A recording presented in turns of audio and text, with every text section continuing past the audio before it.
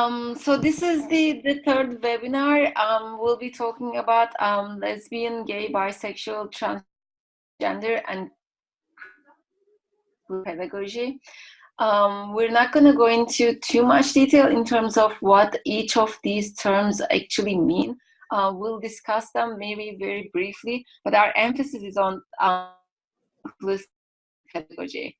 So how can we accommodate all the students that we have in our classrooms? Before we begin, we would like to start with a survey, and the survey is actually sent to you into the chat box. So you'll see like it's a link to a Google Docs document. So why don't you take just a couple of minutes and just like complete the survey, and we'll get back together again.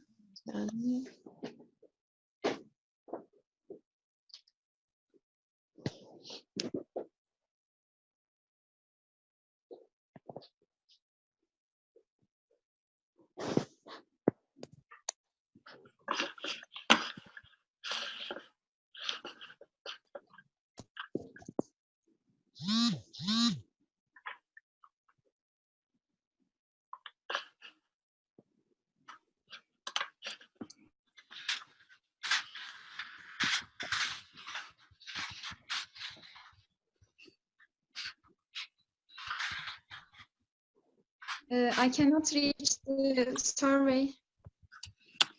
Did you, Fatma, is that you? No, I didn't. Okay, I'll text you, okay? Go check the chat box. Okay. Ines, I sent it.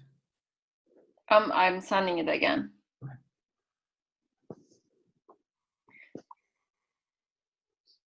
Did you get it, Fatma?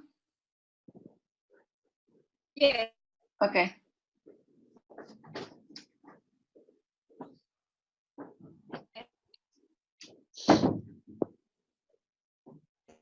Hi, Gökçe. Hi, sorry.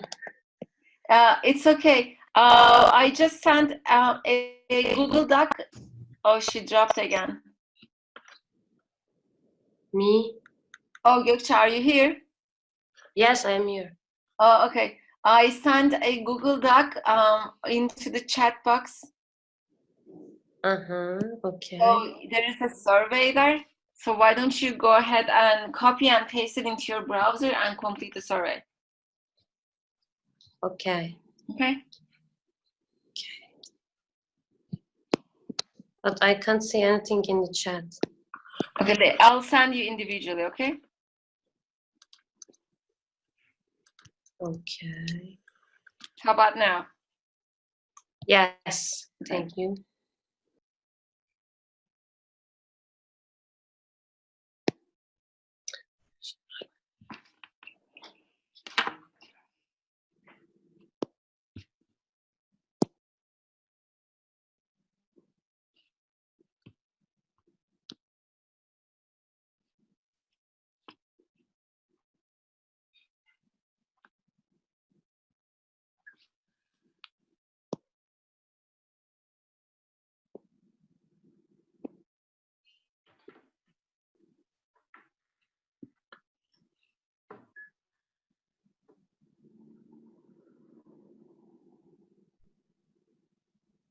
When you're done, if you can just write to everyone on chat that you're done, just write done so that we'll know that you're done.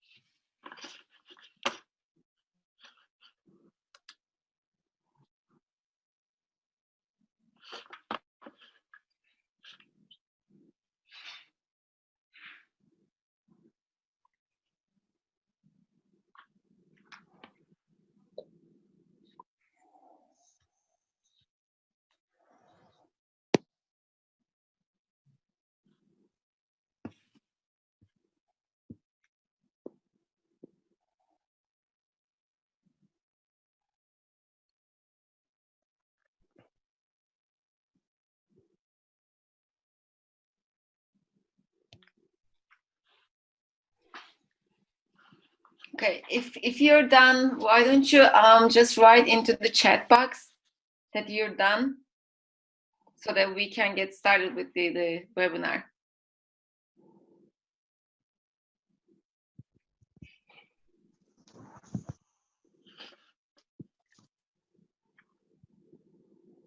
So far I got Fahri'den, Kadir, Selçuk, and Gökçe. How about the rest? I have done. Fatma is also done. Nazan as well. Okay.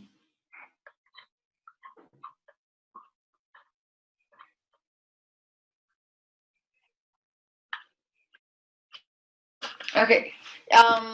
Can you hear me? Yes. Okay, great. Yes. So who can tell us why we started with this survey?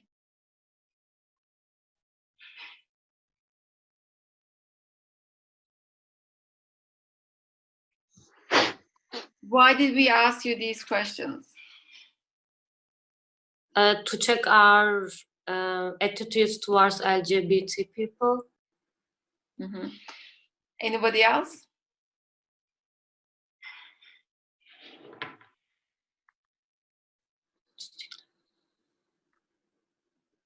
Any other thoughts? To evaluate our perception about the LGBTQ issues. Mm-hmm. I mean, yeah, that's true. So we want to start with a survey because we want to see where you are in terms of these issues. Especially in a country like Turkey, talking about LGBTQ issues is very sensitive. Because people, like, whenever you say LGBTQ or, like, homosexuality and etc., people just like think about these issues as like, as like sexual, orientations or issues, or, or like, we're talking about sex. Like, no, we're not talking about sex here. We're talking about like preferences. Maybe this is not, talking about sex, but this is just like, how people live their lives or what they feel like in terms of their gender identities. So we'll talk about all these issues in a little bit, but everybody has different issues when it comes to LGBTQs. It's easier to talk about gender, it's easier to talk about environmental issues, but like talking about LGBTQ issues is really difficult. But here, we're not here to change your mind. You might have like certain perceptions or certain beliefs in terms of these issues. I was in Istanbul, like I think it was a year ago, when I came for the seminars for the first project, and we were at a hairdresser. My husband was getting his hair cut in Bakırköy, and I don't know how it happened, but the hairdresser said somehow in relation to something, there's a backstory, but he said that lesbians don't have a uterus, they cannot have a baby, and that's why they are lesbians. And I said, no, actually they can have a baby. My friend, she's like married to another woman and they had a baby, like she carried the baby and etc. So like, there are so many things that we don't know as the Turkish culture about LGBTQ people. We are just like, we go by stereotypes and biases, but it doesn't really matter what you think or how you perceive these people. It's a fact that you will have students who will be an LGBTQ member. I have a very close student, and after like a year and a half, I found out that she was an LGBTQ. Apparently, I had another student who was LGBTQ. I didn't even know. So you probably you will end up having students who are within this committee. You might know or you might not know, but it's your responsibility as the teacher to create an inclusive environment for everyone, not just for female and male students, not for just for Turkish students or other ethnic minorities, but also you need to think about what would my students think about this.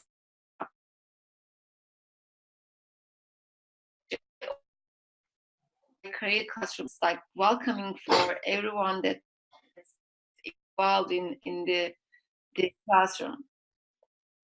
Is the connection okay? Yeah. Okay, so let's get started. So here's our agenda for today. We'll talk about some key definitions and key terms.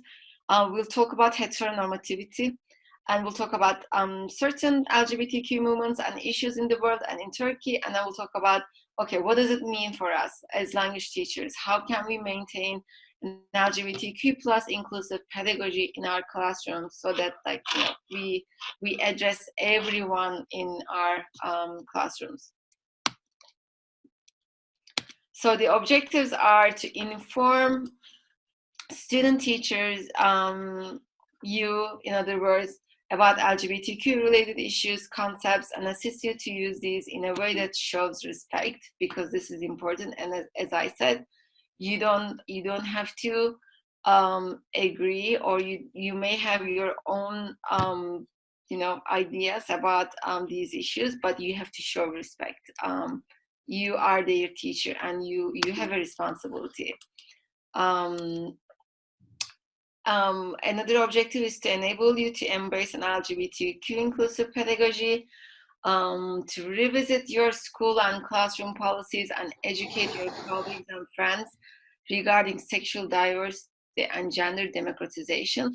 And as for gender democratization, we talked about this a little bit in our gender webinar, but we'll expand that discussion today. And also to check your own background, beliefs, and biases to help you respond to anti-LGBTQ behavior and to become visible LGBTQ allies. Because it's one thing to be a support to LGBTQ friends, or your friends or your students, but also you need to be able to fight against any kind of violence or stereotypes towards LGBTQ community. So this is actually a very intense topic. There are lots of terms and concepts in relation to LGBTQ issues, and we try to simplify it as much as we can. But there are still some key concepts that I need to go over, because especially if you are if you want to do your project on these issues, or if you engage in a conversation with somebody else about these issues, remember, I said this in the workshop as well, you need to have your vocabulary straight. When you talk about certain issues, you need to know which vocabulary to use and which vocabulary to avoid. So this is really important. So we talked about gender last week, and we said gender is a social construction. We talked a lot about this. We are not born as a woman or a man, but we become a woman. We become man. So gender is a social construction. Adnan also talked about gender socialization, right? How we are raised by our parents and by our school practices to be, to act like a girl or to act like a boy, right? But the problem with the gender as a social construction, okay, we agree with the socialization process and etc., but we need to avoid seeing gender as a gender binary. So there isn't this idea of just female versus male is problematic, because gender is actually a continuum. Some people are actually in between these two categories, like I can give you this example. I have a friend. He's a man. He's married. He has a kid. But if you talk to him, he might sometimes come across as more feminine. And like, you know, sometimes, like when we were in college, I thought he was gay, and he got married to a woman.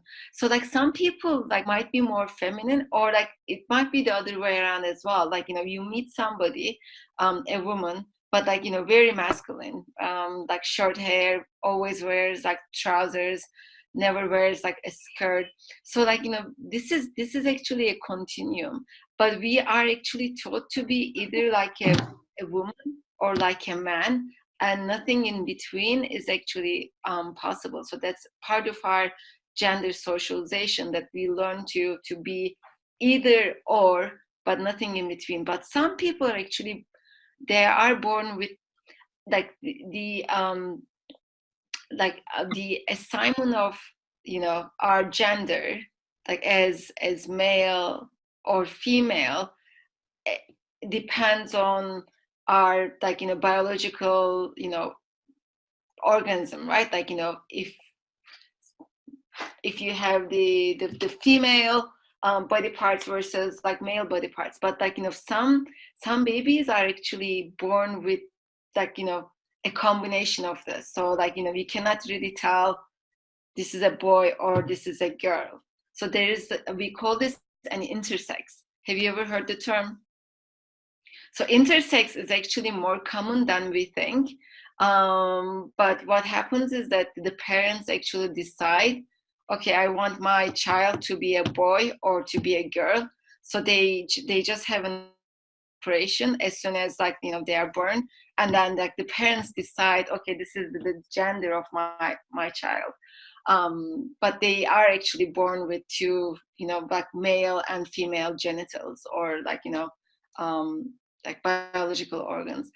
So there are people, you know, in a third category, whether we like it or not, and this is like, you know, this is biologically possible. And that there's also, like, you know, other people, okay, like, you know, maybe like biologically female or biologically male, but like, you know, express themselves in a different way. So okay, we're going to watch this video now. Any questions so far? No.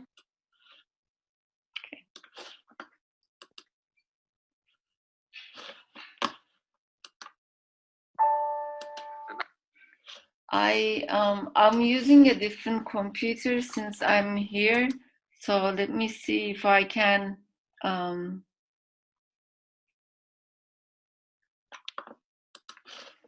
How is the audio? It's not loud enough, right? French chef. He said to me, "Cooks." Okay. Can you hear it? Yes. Okay, great. Identify as gender fluid, and to me, that means my place on the gender spectrum varies over time. That means I don't necessarily have to fit into the box of being a girl or being a boy, or even like identifying with the gender or being binary in general. It also means that I don't have to like conform to people's idea of gender roles and gender expressions. It also means that I feel comfortable with myself, whatever makes me happy. I don't have to worry about being different. I don't have to worry about fitting in with the girls or the guys. I can just do me.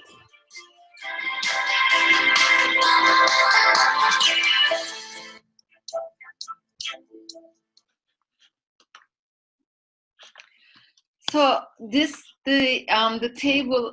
Oops. Let's see. Move this here. Okay, maybe here. So I like the graph here. It shows you the gender terminology. So what you see here is that the gender identity as a concept, and this is how we identify ourselves in terms of different genders. And the first one here to consider is the sex assigned at birth. So I think we also talked about this during the gender week, that as soon as a child is born, you say it's a boy, you're different, like that's like, you know, you're describing their identity as well. That's the gender identity. And then from that moment, like people buy, you know, blue things to your baby, and like, you know, they get you like, you know, cars and balls because it's a boy, and etc. So everything happens like, you know, like all kinds of like socialization takes place, like, you know, after you identify if it's a boy or if it's a girl. So that's the first step. This is the sex assigned at birth, and you know, there's intersex here as well. But the other part of gender identity is gender expression, and this is how you express yourself, how you express your gender identity. So you might be like, you know, biologically a male, but you might actually, you know, feel more feminine.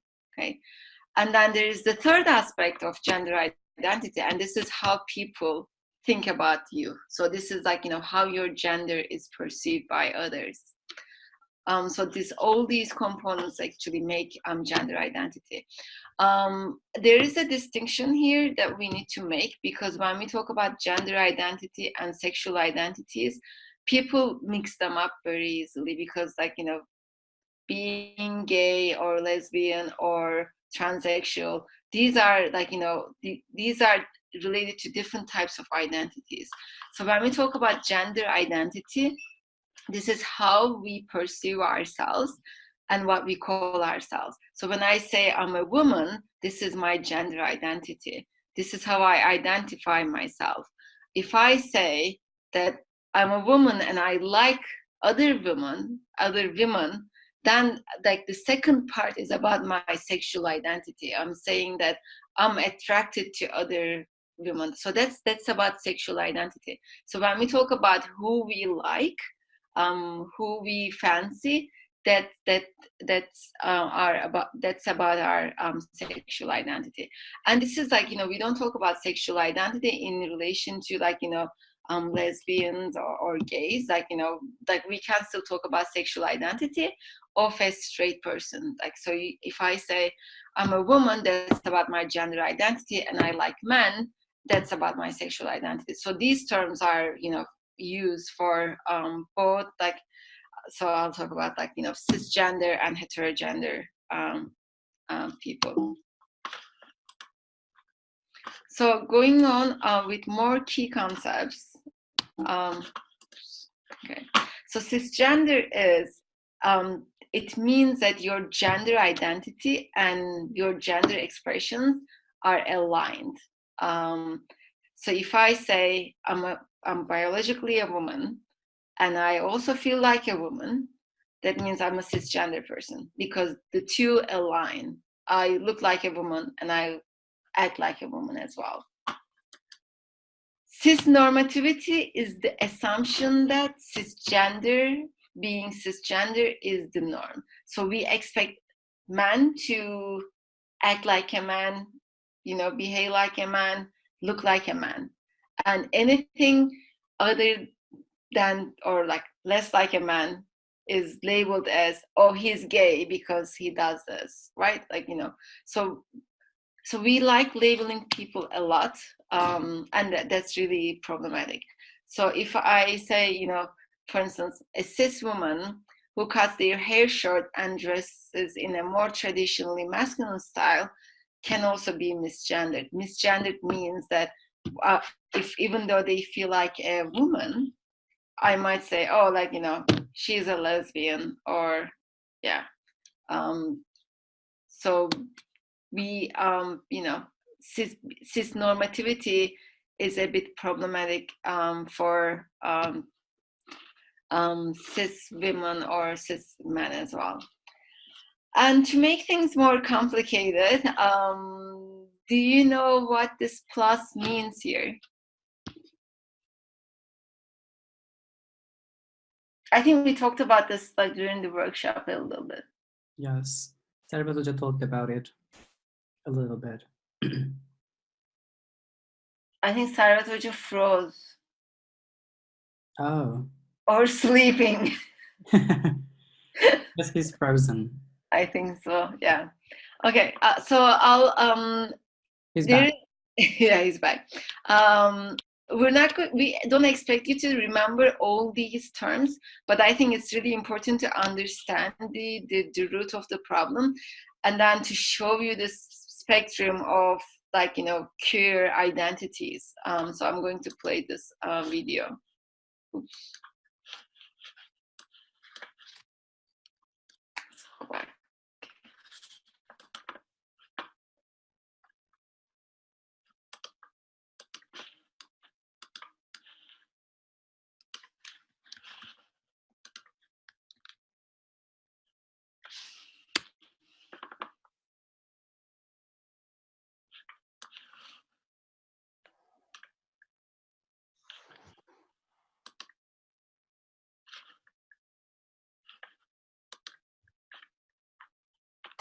Acronyms and words. Everybody sees them, not everyone knows what they mean. For example, what does this acronym stand for? And is there an easier way to say this? Let's break it down. Lesbian, a woman who is attracted to other women. Gay refers to a man who is attracted to other men. This term is also used for anyone who is attracted to another person with the same gender identity. Bisexual refers to a person who is attracted to both men and women. Transgender refers to a person whose gender identity, the sense of gender that every person feels inside, or gender expression is different from the sex that was assigned to them at birth. Queer, an umbrella term sometimes used to refer to a person whose attraction and or identity beyond conditions associated with sexual orientation and gender identity. Different people use this term to mean different things. Questioning refers to a person who is questioning their sexual orientation or gender identity. Intersex refers to a person whose sexual anatomy or chromosomes do not fit with the traditional markers of female or male. Pansexual refers to a person who is sexually or emotionally attracted to people of any sex or gender identity.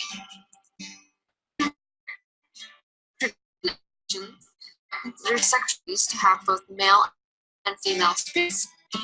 Asexual refers to a person who does not identify with any sexual orientation. Ally, a straight and cisgender person who supports equality for all. These words mean a lot of different things for a lot of different people. You may come across acronyms that include different combinations of these terms, including LGBT, GLBT, LGBTQ, LGBTQIAAP, LGBTIQQQSA, LGBTI, MSGI, GLBTA, GSD, Quiltbag, and FabGlitter. It's important to keep in mind that there is no consensus over which acronym to use.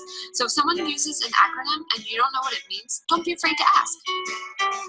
Okay, so now that we're informed about what all those terms mean, is there an easier way to refer to the LGBTQIP2SAA community?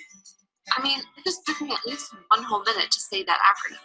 Here at the True Colors Fund, we vary the terms we use depending on the audience we are trying to reach. For the purposes of our online training materials, we've opted to use the term LGBT community, while also still recognizing that sexual orientation and gender identity are deeply complex.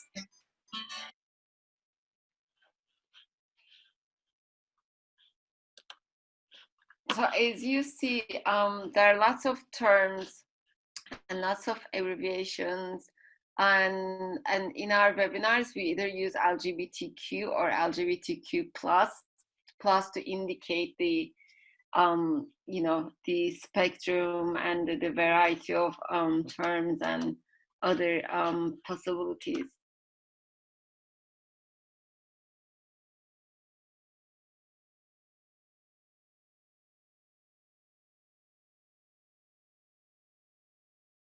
We're going to move on to a more practical part of the webinar.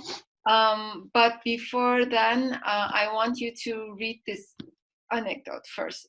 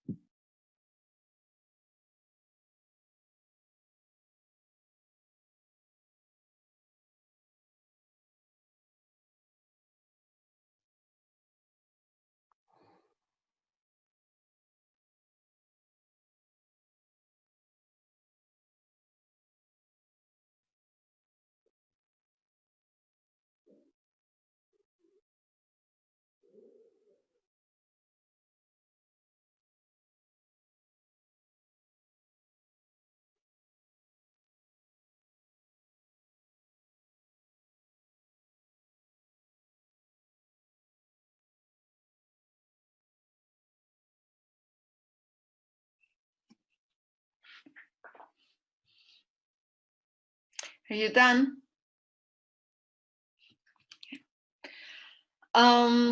Okay, so we can just like have a general discussion, like maybe instead of going into breakout sessions. What do you think about the position of the teacher and the principal here?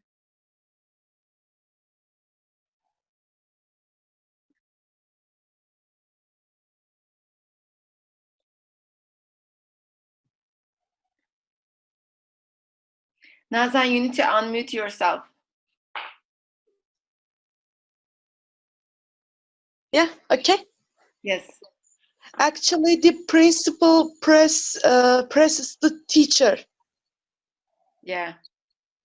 Shows superiority to the teacher, and the teacher couldn't talk about his or her preferences. Yeah. How would you? I mean, have you heard like any other similar stories? Actually, I haven't. Yeah. Do you like? Have you ever had any teachers who might possibly be gay?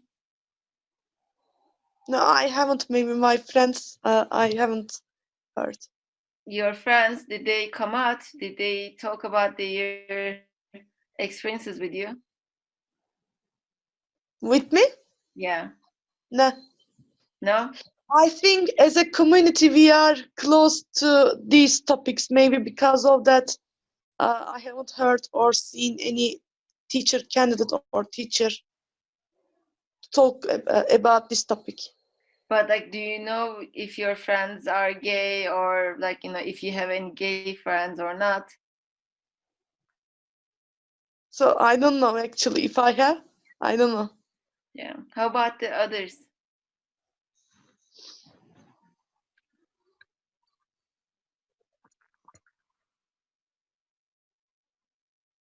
Here in Turkey, people like to be safe with such coming outs, you know. So if you are probably one of them, it gets easier for you to talk about such issues, you know.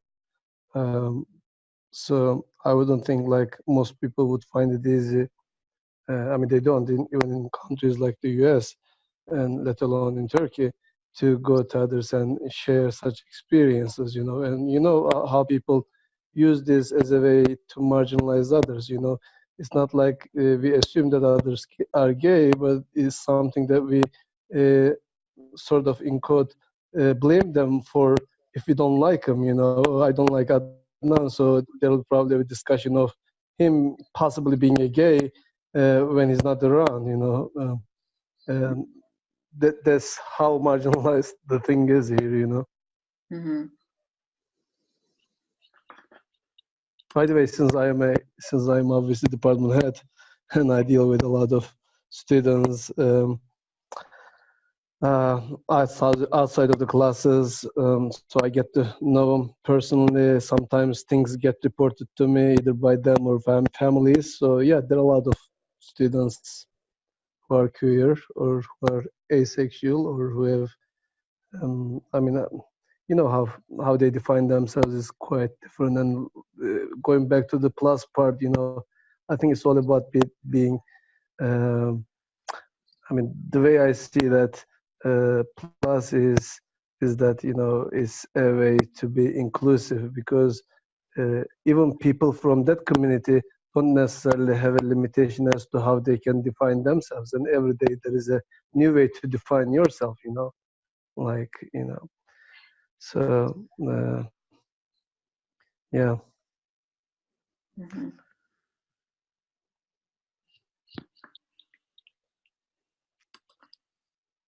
Any other thoughts?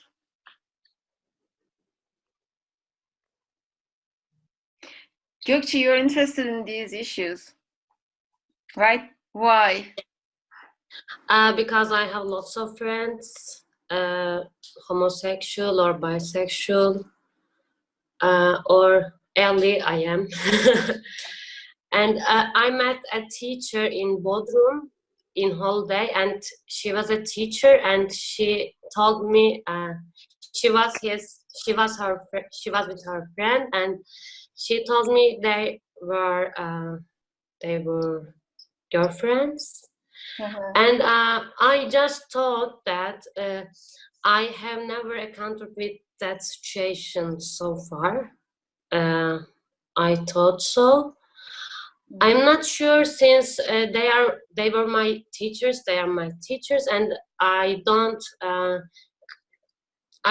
make any criticism about those issues. So I have never known. But I have lots of friends. Okay, so another important concept to know in relation to these issues is heteronormativity. And remember, cis normativity is about our gender identity. The assumption that our biological, anatomy is in line with the gender identity that we have. So like, if we have like, female body parts, we should be, a woman or act like a woman. So heteronormativity is about our sexual identity. That means if I'm a woman, I should like men, and that's the assumption, that's the norm, and anything outside of this norm is called like, abnormal or weird or strange. So we call straight man normal, and anybody else is not normal within this framework or understanding of like, heteronormative discourse. So heterosexuality means that, relationships take place between two genders that are not the same. So like, male and female, that's the accepted relationship type. So heteronormativity refers to systemic and institutionalized practices that legitimize and privilege heterosexuality and heterosexual relationships as fundamental and natural within society. So think about the course books that you have. They only show like families as having a mother and a father. Like it's very, I haven't seen any textbook, to be honest, that shows like, two mothers or two fathers. I think it's changing a bit, but yeah, it's I don't know. If you ever see one, please share it with me. It's heterosexuality is systemic and institutional, because if you think about those countries that only allow heterosexual marriages, like Turkey. So if you're a Turkish citizen and if you want to marry another Turkish man, that's not legally possible. Homosexuality is not illegal in Turkey. That's not illegal, so that's not an issue. But it doesn't mean that it's welcome either. There are lots of problems. That's another thing.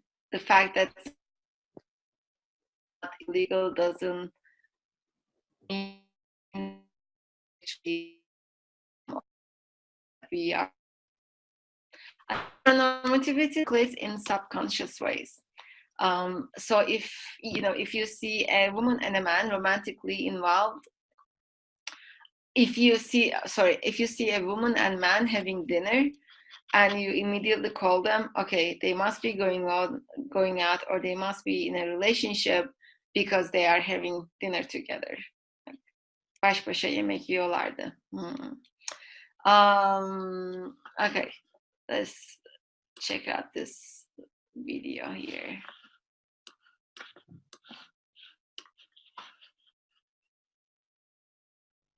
Hi, Jen. How was your first day on the team? It was great. I'm so excited about this new opportunity, and I'm looking forward to working with you again. I did have a question for you. Shoot. As you suggested, I met with Kim in the product team this morning. However, she seemed a little short. We had a great conversation, but then I commented on her wedding ring, and she rushed to leave. All I said was I thought her husband had good taste, and off she was. Should I have not mentioned it? I can totally see what happened.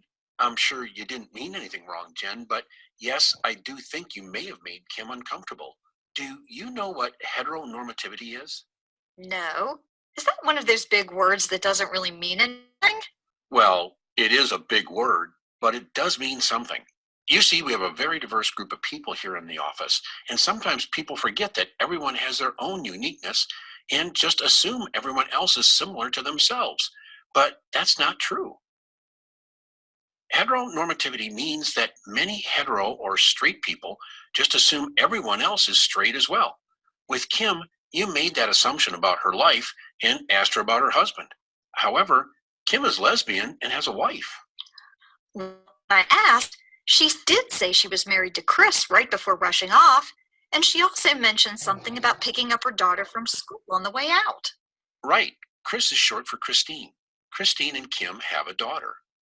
Oh, wow. She's Mom. So the whole picture I started to form in my head was completely off. But how was I supposed to know all this? Why didn't she correct me? There are a lot of people out there that have families that look differently from yours. Kim isn't a gay mom. She's a mom. You wouldn't say straight mom now, would you? No, I guess not. I'm so happy I brought this up with you. But this is also complicated. I feel like I have to be really careful about what I say. How do I know to say the right thing? Don't be afraid to ask people questions if they're willing to share about their lives. But just be mindful of the words you use. It's really not that hard. Just try to use gender-neutral words. For example, instead of asking someone if they have a boyfriend or girlfriend, ask if they have a partner, or if they're seeing someone special. Instead of husband or wife, you could use spouse. That will signal to the other person that you're open-minded to all answers, and they're much more likely to open to you and feel comfortable working with you. Also, don't label their relationships or families differently, like gay dad or gay marriage, if you wouldn't also say straight. I know it may feel overwhelming, but it's really just a few things to be mindful of. Okay, I think I understand. If I'm going to ask if someone has a partner. Don't assume their relationships or families, and make sure not to label them in a way I wouldn't with hetero people and relationships. Wow, this was super helpful, Mark. Thanks so much. You got it. So yeah, especially like, during the beginning stages, I cannot totally understand her confusion and her frustration in terms of, okay, like, what should I ask? But like, this requires a little bit of practice, and we'll actually like, talk about how to use gender neutral language and how to be more mindful when communicating with others, but especially within a classroom context. So heteronormativity is actually problematic for heterosexual men and women because it reinforces traditional masculine or feminine behaviors. And I have an activity for you. So I'll ask you a question. Actually, I have two. I shave my legs. I travel quickly through groups of men. I wear form-fitting clothes. Who am I?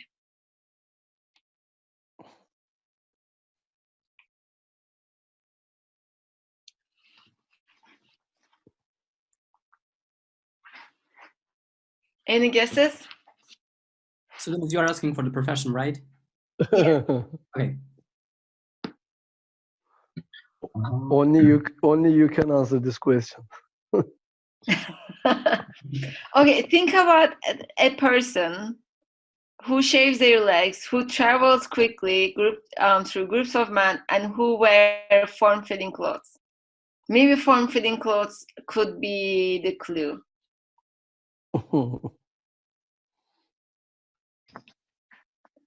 Is this a man or a woman? It can be a man. Yes. It can be a man, right? Because so if you look at the description, I shave my legs, I wear form-fitting clothes, it sounds like it's describing a woman, but not necessarily. So in this context, it's a cyclist. Oh. Yeah. How about this one? This one should be easier. I shave my entire body. Sometimes other men help. I wear a small, tight bathing suit.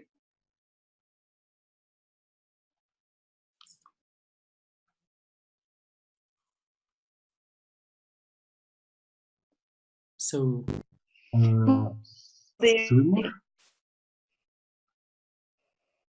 An Olympic swimmer, yeah. But like, if you have a friend like this, and if they talk about what they do, oh, I shave my entire body, and other men help me shave, like, you will say, oh, you're so gay, right? That would be the first impression. And then the first one, it sounds like a woman, but so this is like what heteronormativity does to us. Like, we see things and then we immediately label them as either or, this gender binary. So people who identify and perform identities beyond these gender and or sexual orientation norms are thus positioned as deviant, abnormal, or different, and are often subject to implicit or explicit messages from friends and family to conform to the heterosexual metrics. And it actually gets worse as well. Like, if you are in a heterosexual relationship, let's say, female and male, then the next level is like, why don't you have a baby? Like, you have to have a baby and be a family and etc. So it's all these expectations and socializations that come with this heteronormative discourse. I'll talk about a couple of perspectives, products, and practices in the world. So one good progress that we have seen is the same-sex marriages. Netherlands actually is the first country to legalize this in 2001. So it's been 18 years. That means like Turkey is 18 years behind the rest of the world. In Scotland, 2014, Ireland in 2015, and these are the countries that legalize gay marriages or like same-sex marriages. It's not a very long list, this map. I like better. So it shows you. Can I chip in here? Like, if you Yes, of course. You're cutting off from time to time, so sorry to interfere, but yeah, I mean, one thing I would like to say here, when it comes to issues, like same-sex marriage or stuff like that, we are always hard on ourselves, like as Turkey. But I don't think it's a problem. It's an issue with Turkey specifically. If you look at all those countries, I mean, Austria like legalized it just a year ago, and like they are. I mean, if you ask them, they're probably a decade or a few decades ahead of us. And the United States, in 2015, there was this isolated cases in Massachusetts and some other states, but overall they did it in 2015, just 4 years ago. And in a decision of 5-4, they almost couldn't do it. So we are not really way back. We are all in it at the same time. I mean, like if you exclude several of those countries, like including like Netherlands and the first few, I think there are. I looked at the number. I think a few days ago it was like 29 or 30, and like 3 or 4 of them in 2019, and probably Holland, like Netherlands, about 20 years ago. Most of the remaining, maybe 16, 17, in the last couple of years, like 5 years, 10 years of time. So we are right there with them. Not saying, I mean, we are progressing. We still have a lot to do. But again, like here, like these things, how we see same-sex marriages or women rights or those things as Western ideals. They're not Western ideals. Just like this is not an Eastern problem. Like it's not like they are all well developed and really open-minded about everything. And so I don't know if I'm making myself clear, but we don't have to be hard on ourselves when it comes to issues like that. It's not to mean that we have to, be happy with where we are and say, oh, see, they are making progress, or they are no different, so let's sit and do nothing. Not that, but let's also not be too hard on ourselves when it comes to issues like that. I mean, they are not all this. Um, I mean, it's not like 30, 40, 50 years of time that they are exposed to those issues. They are still, you live in the US, and they are still sort of struggling with this, like, especially certain states. I lived in Indiana, like, probably worse than where I live right now in the Black Sea. In Trabzon, probably people are more open-minded about such issues than they are in Kentucky or Indiana, if you know what I mean. Yeah, that's a very good point. That's something that we we discuss in like when I teach this course. Like progress narratives are very dangerous as well. So this is actually like legalization of same-sex marriages is part of this progress narrative. Oh, look how advanced we are, or etc. But Servet Hoca is right. Like, okay, I would still say Turkey is still behind these countries because at least people can't even come out, and lots of gay people are moving to the States to live a better life. It doesn't mean that their lives are much better because in the States, the quotation that you read, that's taken from the States. So if you are a gay teacher, you cannot really convey your identity. I mean, in some parts, California is of course very liberal, but as you said, in Kentucky or Indiana, I don't know, but definitely there are places that people are still struggling. I have a student from Japan, and she told me that Japanese government there is discussions in the government to legalize the same-sex marriages in Japan. So that might be a good addition to the map here. But I think overall this issue is very bleak.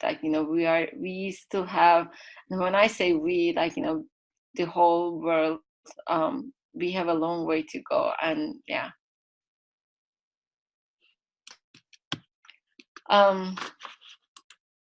So coming to Turkey, the issue, it's not just the lack of same-sex marriages, but even the mere fact that people cannot reveal their identities. So I think this table is really informative. So in Turkey, according to this poll, only 90% support the LGBT community, while it's 60% in the States. Homosexual activity is legal since 1858, since the Ottoman Empire. It's been legal since 2003 in the States. So actually we are better in some way. What I don't understand, and when foreigners ask me about this, I cannot really explain, is that we have Zeki Müren and Bülent Ersoy, two people that the whole country loved and admired, and despite those two people, we still can't talk about LGBTQs. I think maybe the Turkish community just ignored that they were transsexuals and just focused on their work without thinking about who actually they are. But that's also interesting because homosexuality is very old in this country. It's not something new. Is considering the case of Bülent Ersoy, she went through a lot of difficulties during the 70s and 80s. She was I guess she was expelled from the countries for a while as well, and her songs have been banned for a while. So she experienced a lot in Turkey, but we cannot say the same. We cannot say the same things for Zeki Müren. Yeah. Well, we tend to like them in the entertainment arena, though. I mean, there are a lot of other examples as well, but not the, in other places in the society. Like, you know, we can add to those names. Like you probably know Seyfi Dursunoğlu. You know, Huysuz Virgin. I know, you know, he's from Trabzon, so I know, I know well. He's a drag queen, and he's really a good supporter of such issues. And he's very much liked in the public by anyone. But you know, again, you know,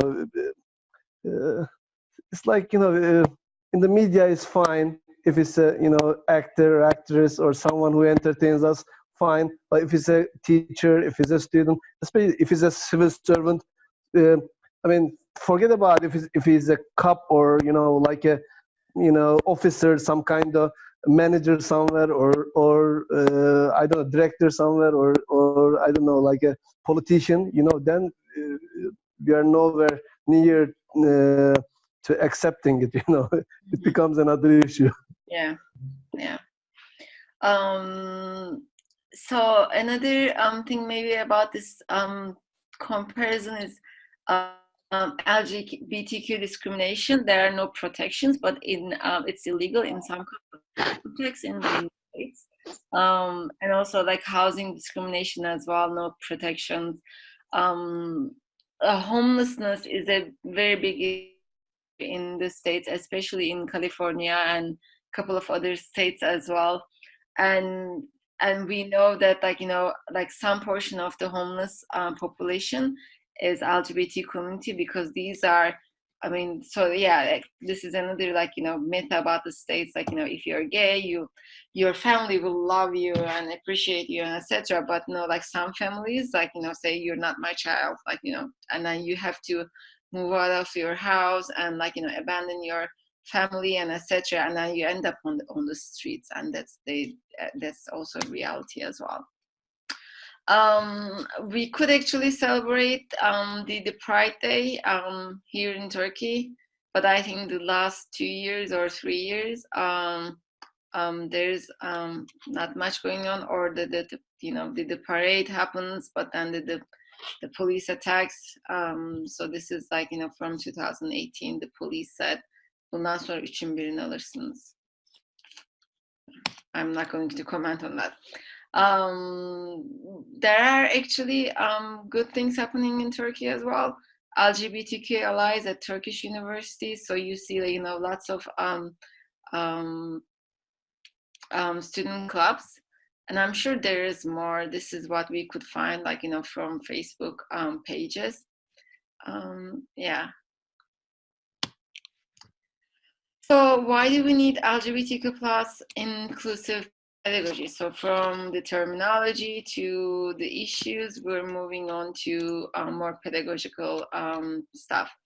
So it's important to work to establish and maintain classrooms and school communities where students of all gender identities feel visible, heard, valued, and protected. So one discussion, for instance, that they have in the States for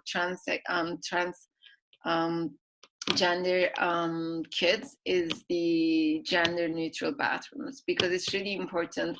They do not really, like, you know, like imagine a transsexual transgender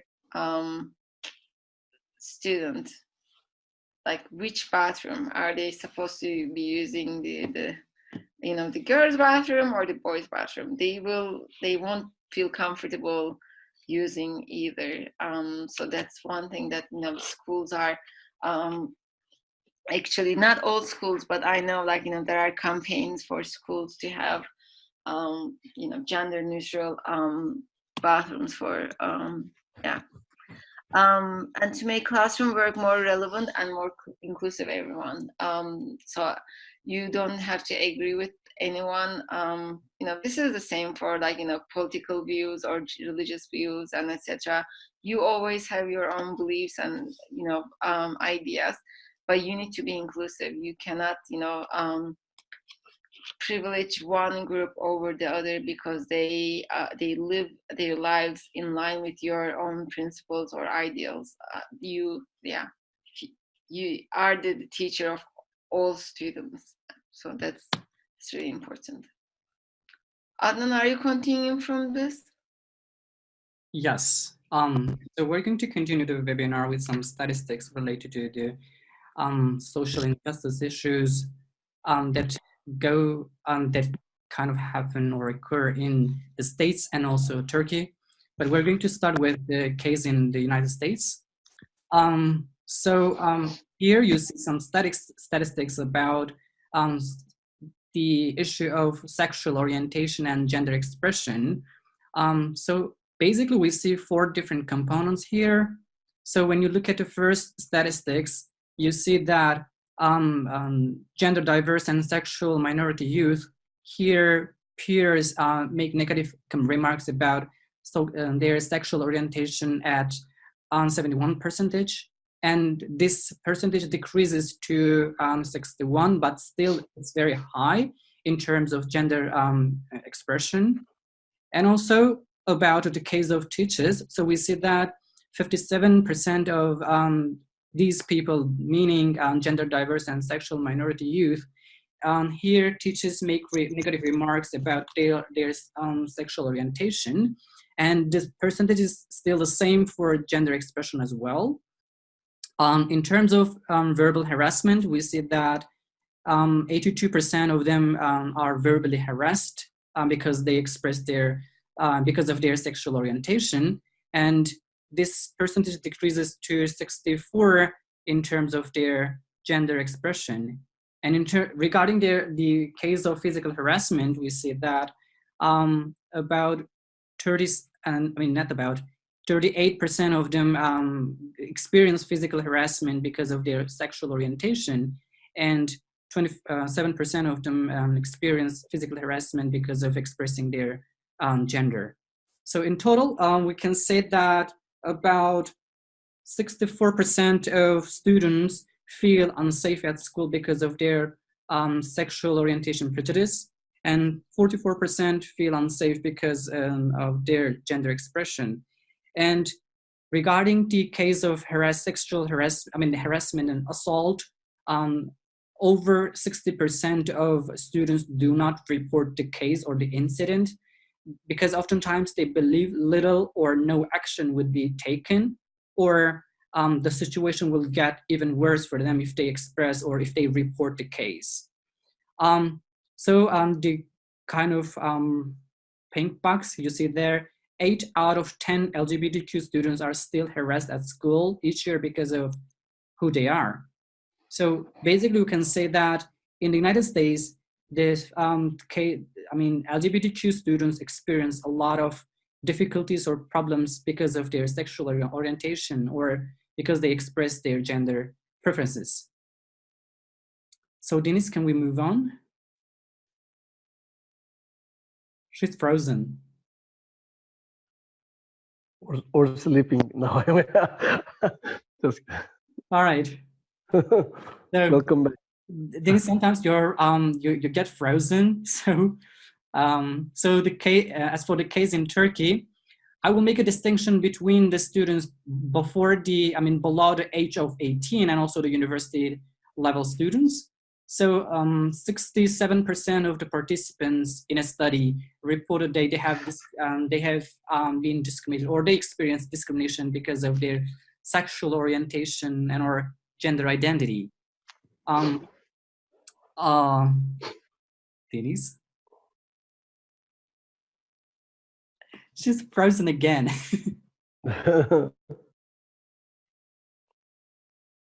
All right. Denise, do you mind just opening all of them because it gets frozen? Denise, can you hear me? Oh, thanks. All right. So as for the dropout rate in Turkey, 8.3 of the participants who took part in this study reported they have to drop out of the school because of their sexual orientation or because of their gender identity. And as for the university level students, about 52% of them again reported they experience a lot of problems or hardships because of their sexual orientation or gender identity. And about 5% of them reported that they had to leave the school or drop out of the school because of their sexual orientation again. So we see that in Turkey, this is a very big issue. If we consider the students in the K-12 or in the university environment.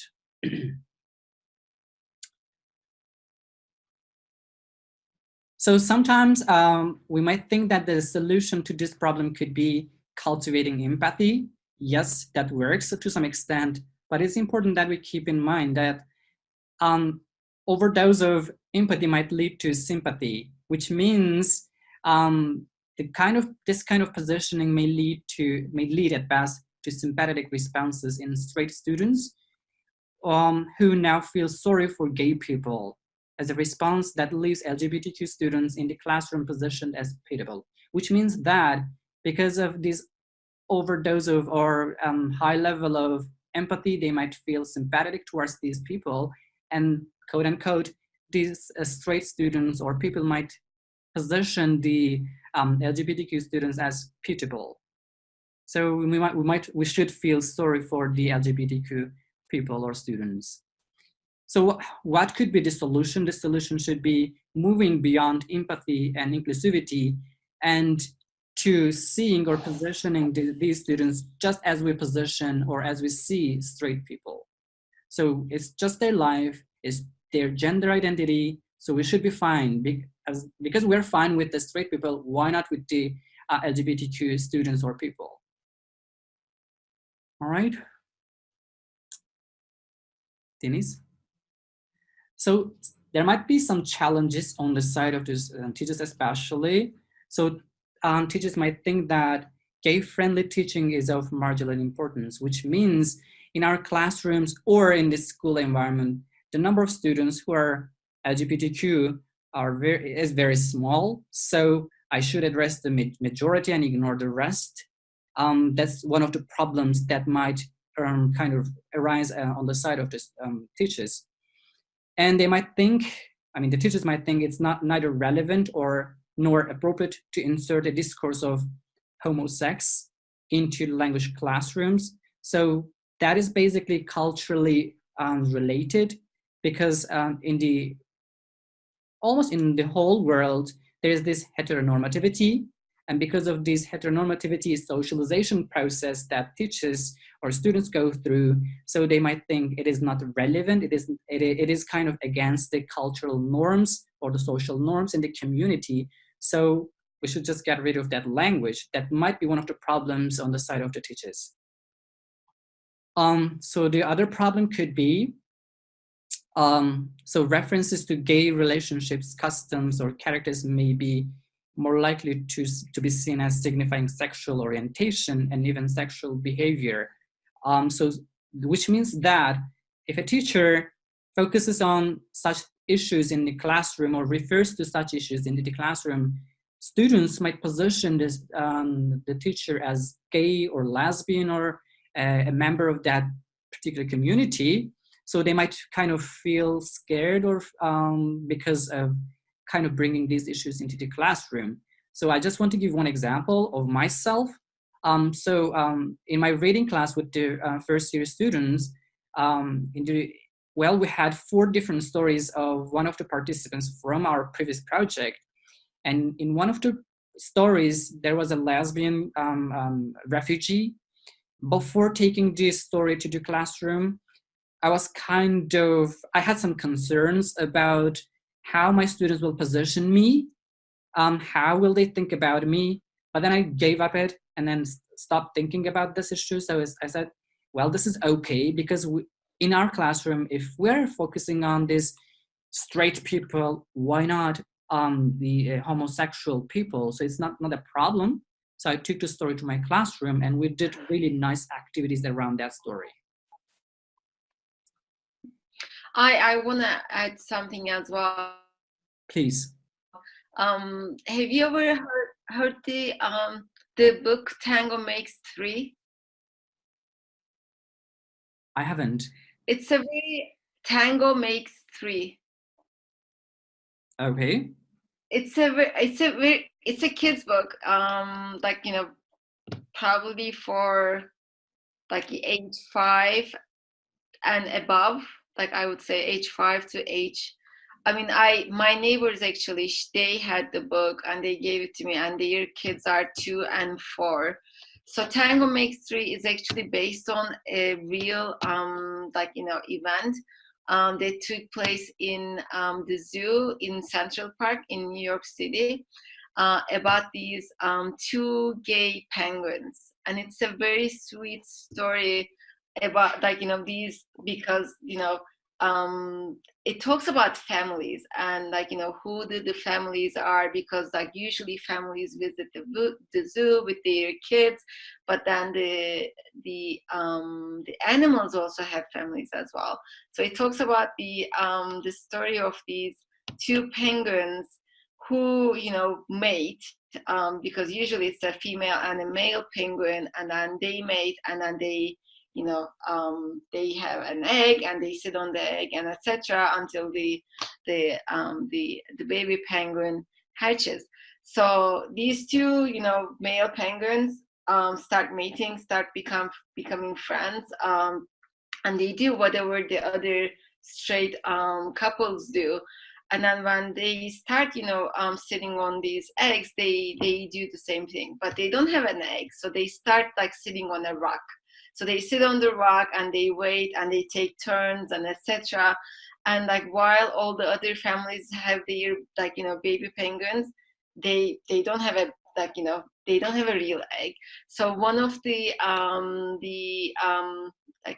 caretakers at the zoo notices this and gives them an abandoned egg. So they actually sit on a real egg, and then they end up having a baby penguin. So they the people at the zoo, they name it Tango, and then they say Tango makes 3 because now they are 3. So it's a beautiful story of this 2 gay penguins and how they love each other, and how they really want to be a family. And there is no sex in this.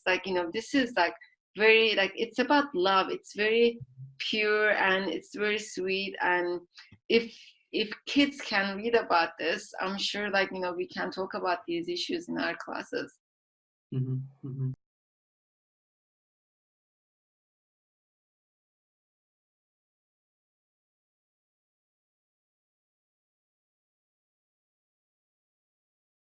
Right. Okay. So the question is, gender identity already an integral part of language teaching? So we're going to have a breakout session here. I'm going to create 2 groups. So before we go into our groups, I want to remind a few points. So in your groups, please choose a writer and also a speaker. So we're going to have 2 units from a course book. And we're going to go through the units and keeping 2 questions in mind. The first question is, do you think this unit is promoting a heteronormative discourse? If so, how can you tell? Please provide examples from the book. So you have both questions in the link as well. So we're going to send a link to you in a minute. So I'm going to create 2 breakouts right now.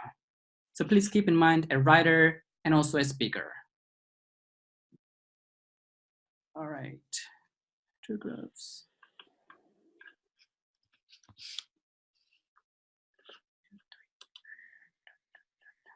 Okay, I'm going to move.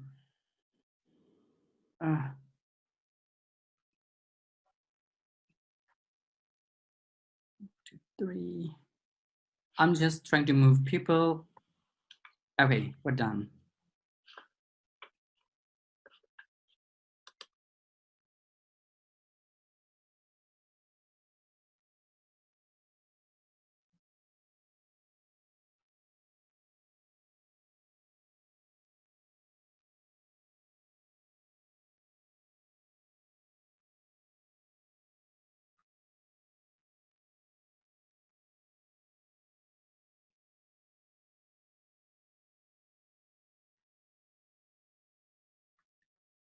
Who else is with us? Adnan is. So I'm here. Pardon? I'm just going to send a link. Okay. So we are all in the same group? Right. Perfect. Okay, this is the link. So I'm going to use the chat box and send the link. Okay. There we go. Okay. So I sent the link. Okay. Okay. It is important for us to use a writer and also a speaker when because the writer will take some notes and then we'll submit the form. Can you hear me? Yes. Okay. And the speaker will, when we're in the main room, the speaker will report back. So for now, I'm just going to leave and go to the other room and check what is happening.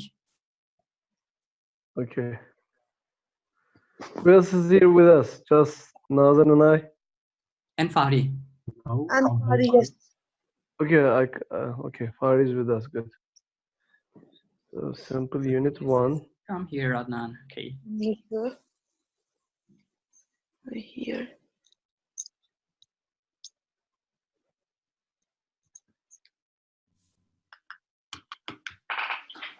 So you know what you're doing? Okay, just a minute. Oh, so okay.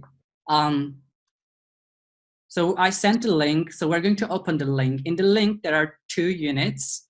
So we're going to focus on unit 1 in this group. So we're going to go through the unit and see what is happening in the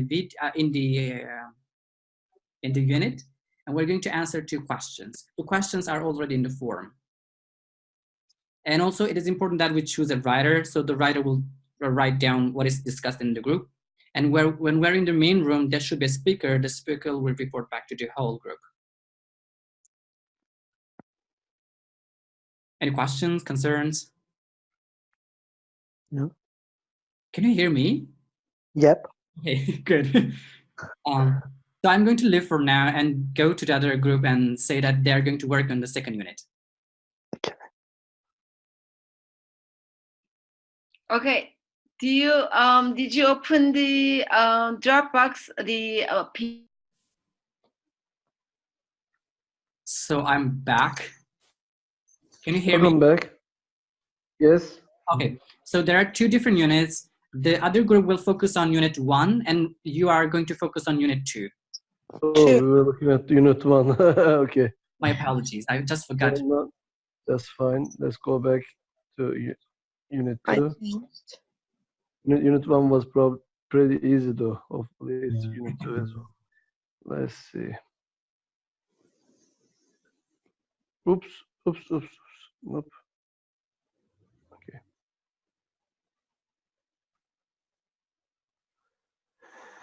Okay, unit 2.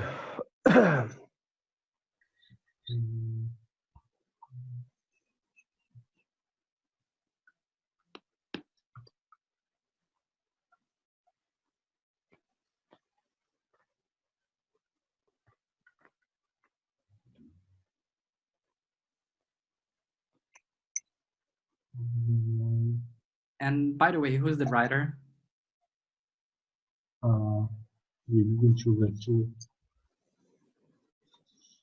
can be the writer. Okay, Fahri, you are the writer, and Nazan, you are the reporter. Okay. And I'm the sleeper. Good deal. No, of course.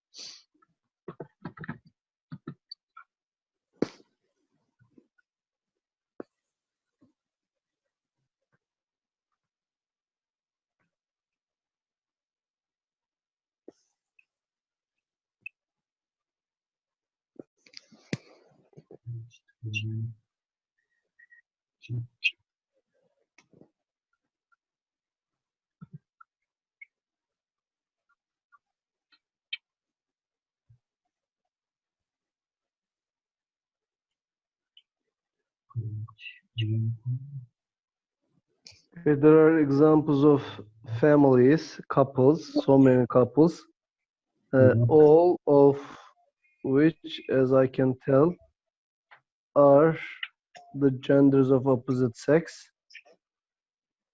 Yeah. I'm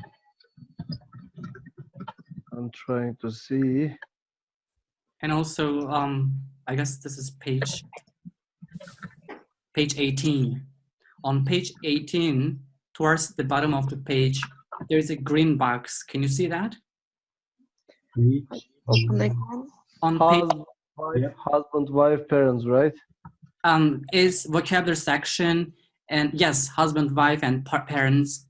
So look at the visuals for husband, and there's this kind of male figure, and for wife, there's the female, and then parents, the opposite sex. Yes. So this is kind of the revelation of heteronormativity in the course books. Exactly. I'm sorry, which picture? It's not a picture, it is an activity on page 18, towards the bottom of the page. On the activity C. Okay.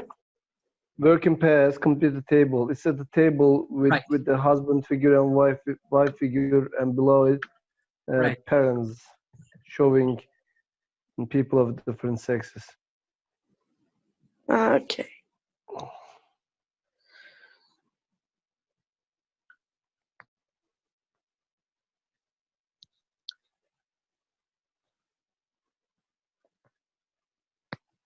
So far, it is important that you write these things down. Yep, I'm writing it, Chief. Okay.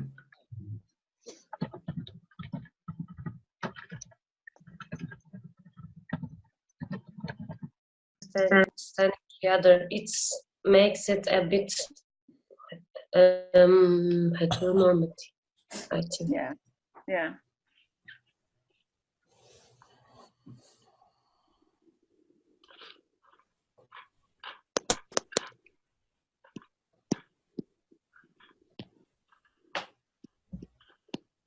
How about the picture on page 30? This big family picture.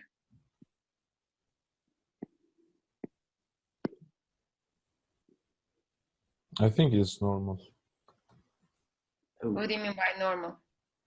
Like, we don't have any clues about the husband, about the wife, about the son. You don't know which ones are the partners. I mean, I think the ones in the middle are the mother and the father, right? Yes. So this is like a generalization. Maybe they are not. It is kind of clear that the man is old enough and the woman is wearing a headscarf. So being a partner depends on the age. Maybe the blue shirt and you said the older one are the partner. And she's the biological mother of the baby. Maybe. So the photo doesn't give any clue, I think. Just read the kind of green box below the picture.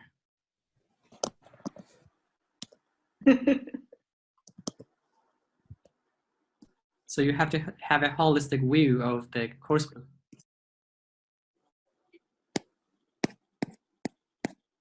Well, okay, you're right. Damn, I am.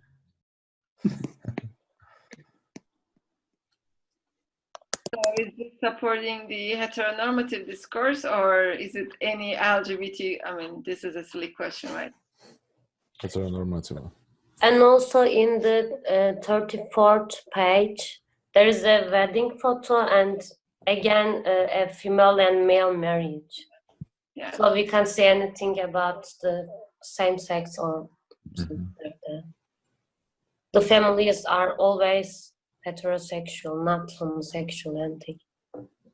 Same-sex marriage.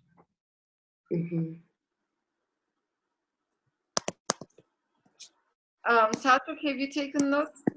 Yes. Okay, should we, Adnan, how are the other groups? Should we go back? If you like, you can go. I'll just go and check the other group if they're done. So I'm going to ask everybody to come to the main room. Is that okay? Yeah. Okay. Okay. So we can leave the room. The unit mentions about the royal wedding of Prince William and Kate Middleton. Yeah, I'm looking at what do you see there? And one thing about, I guess you're talking about the royal wedding, and you see Yes. Elton John. Yep. And you know, he just came out and said he's gay. Yes. But you see that, I mean, his picture is used in that activity. It's the royal wedding and Elton Yes. John. I think the picture is there. Do you mean that this shows the inclusive nature of the unit, or It's just up to you. It's kind of, it depends on your interpretation of the picture. It could be either or.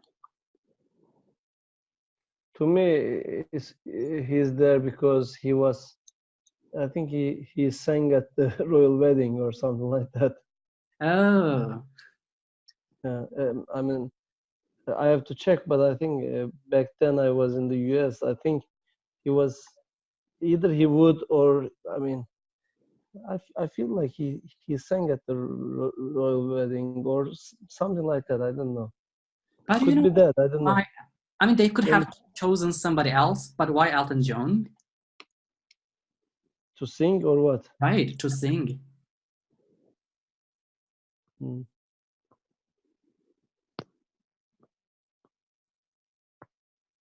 That's a kind of tough question to answer. We don't know the story. See, like, just like I thought, you know, Elton John sang at the royal wedding. So yeah, I remember right. Okay, so. And. All right. So you I think there was a. I don't think it's something positive, because I think after the wedding, he appeared on, like, I think back in, I don't know, not too long time ago, like there was this interview that he had with the CNN, and was talking about how awful and bad the royal wedding was and stuff like that. So I don't know if, let me see if I can find, just a second. All right. So okay, there I found the exact quote. It was very, very wonderful to be there, to have a black gospel choir, a multiracial bride, a black cellist who was wonderful, a preacher. It felt like a party, and it felt like progress had been made. Thank God, John told CNN. Talks about musician Elton John has described the wedding of the Duke and Duchess of Sussex as a historic moment that blazed the trail for the British royal family. It talks about positive, but and so I don't know. Yeah, just I need to make a point. By the way, the other group is done, so probably they are in the main room. They're waiting for us. If you are done, shall we go to the main room? Sure. All right. Selçuk, it is apologies, Fahri, it is important that you submit the form. Okay, I submitted. It's done? Yep. All right. So I'm going to end the breakouts, so we will be in the main room. Okay. We're back. All right. So Deniz, now we're going to focus on the breakouts, the outcomes of the breakout sessions, and we will be very happy if you can just show the results because they have submitted.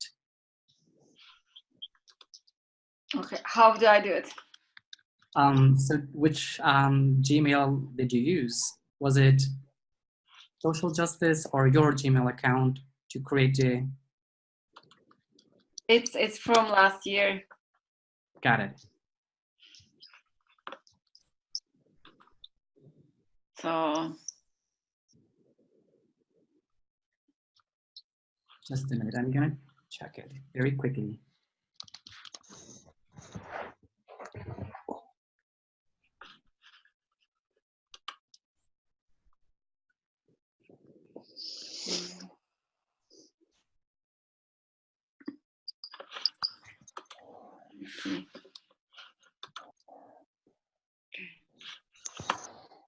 I found it. Okay, it's your Gmail, right? Yeah. Okay, because it's not in Social Justice. Okay. Tahir Kadir, okay, hold on.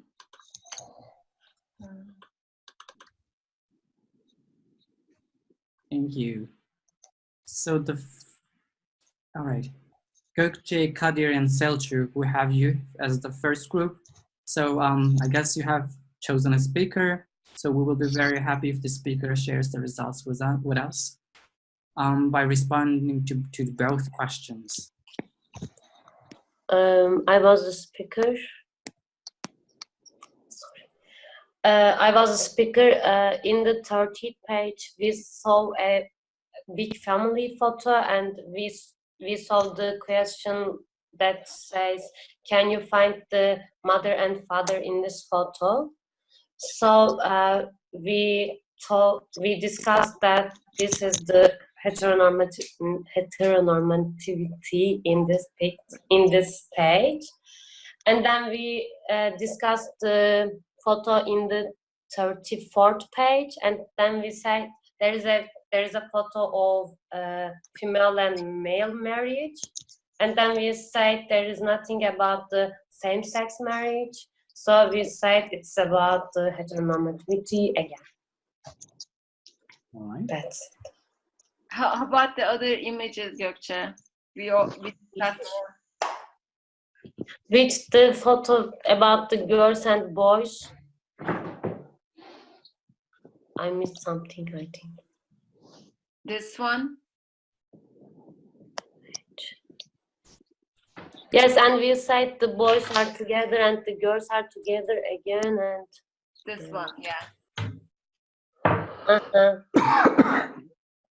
We said again the partners are actually female and male, and we saw their children. Mm-hmm. So we again said it's heteronormativity again. So because the dad is playing with the boy and the mother is holding the baby. Yes. Baby girl. Right, okay. And there is a grandma either. Okay, thank you. So we're going to move on to the next group. So we have Nazan, Servet and Fahri. And I guess Nazan, you are the reporter of the group. Yeah. All right. So I will try. Okay.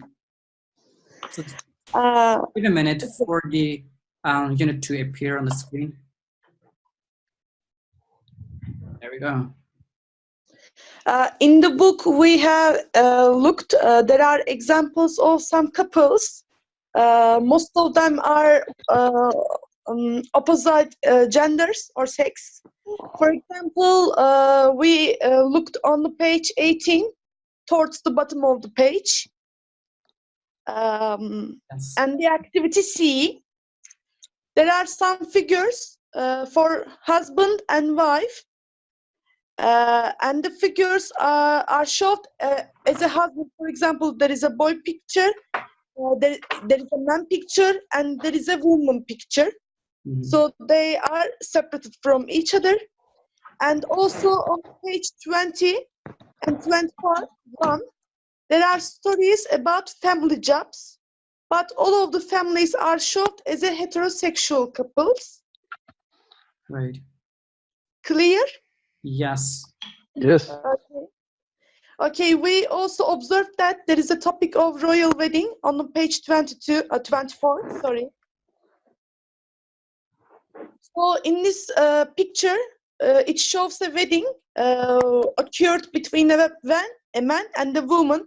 And we said that lastly, this is maybe the most solid proof, the most powerful proof of promoting heteronormative discourse. Mm-hmm.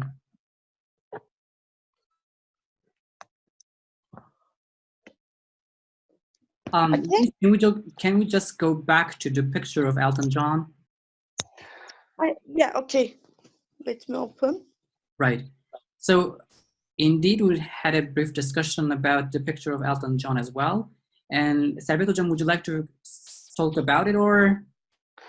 Well, Elton John was one of the, he's a famous singer, you know who he is, or if you don't, he's a pop rock singer from England. Also, he does play the piano, and he's famous for he's an activist for for those issues that we are talking about today, LGBT issues, and he himself is among that group. He came out pretty late in his life. I think I don't know when it was, but it was back, I think, when I was in the US, maybe in his 50s, 60s. If I mean, correct me if I'm wrong, but he's now, I think, in his 70s, and so the reason why he's there, we weren't conclusive about it. We weren't sure if it was a way to, I don't know, if it's a reference to LGBT issues. It could simply be a coincidence that he would sing there at the royal wedding. I don't know. I mean, maybe we can open this to discussion and see what people have to say.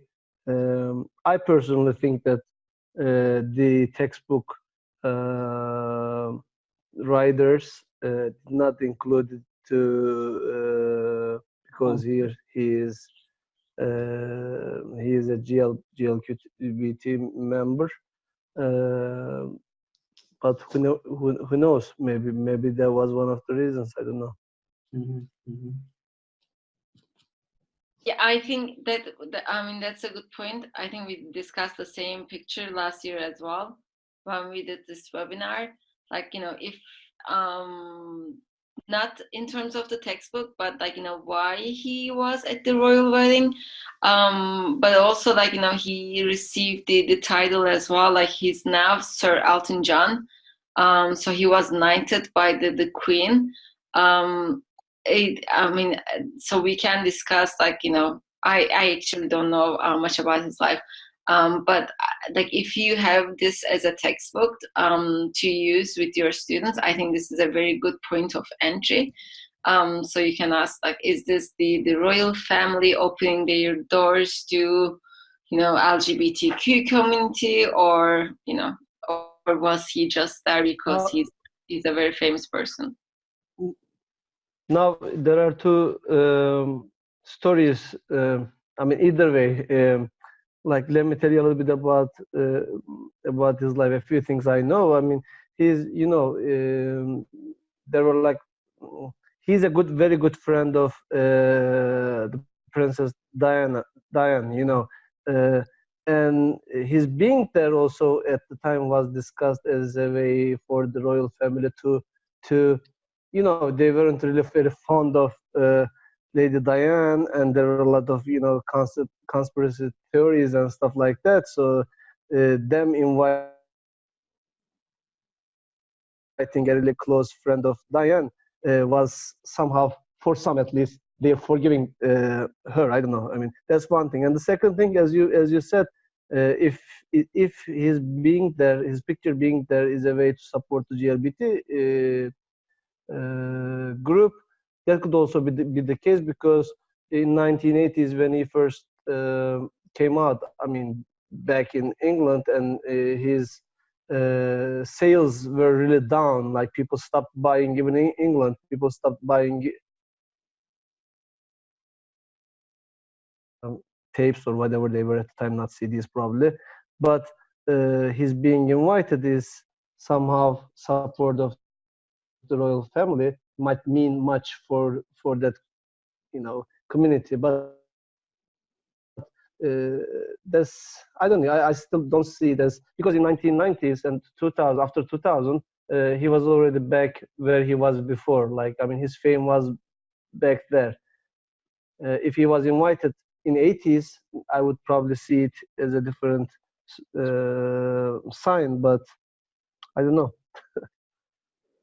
It's open to kind of discussion. There are a lot of things there we can say about it.